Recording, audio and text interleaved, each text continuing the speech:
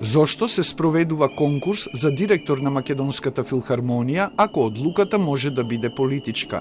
Ова прашање од пред Министерството за култура и туризам јавно му го поставија на министерот Љутков вработените од филхармонија, повикувајќи се на негова изјава за еден медиум.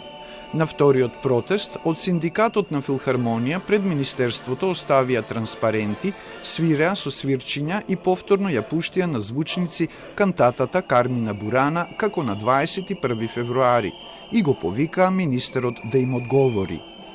Зошто се ставаат во нерамноправна позиција останатите кандидати?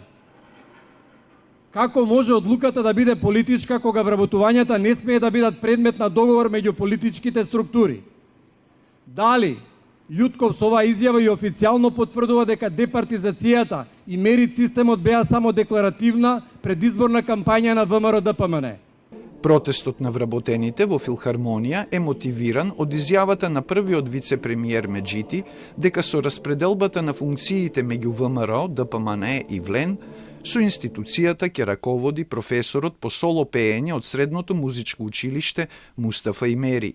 Сомнежот дека конкурсот за избор на директор на филхармонија е наместен, кај вработените го подгреала информацијата дека комисијата при Министерството за култура што го врши изборот, на веќе затворен конкурс побарала дополнителни документи од Имери, а како алиби за него и од останатите тројца од вкупно 5 кандидати.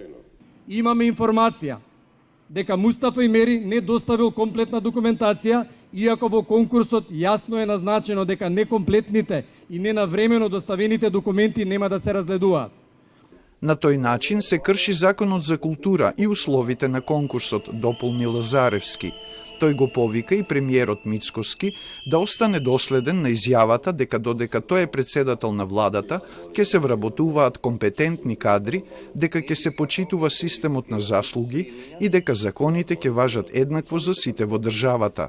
Од Министерството ги отфрлаат тврдењата од денешниот протест. Велат, со цел да се појаснат, се побарале дополнителни документи од кандидатите за директор на филхармонија, како и во минатото, согласно Законот за општа и управна постапка, и дека изборот на директор ќе биде законски.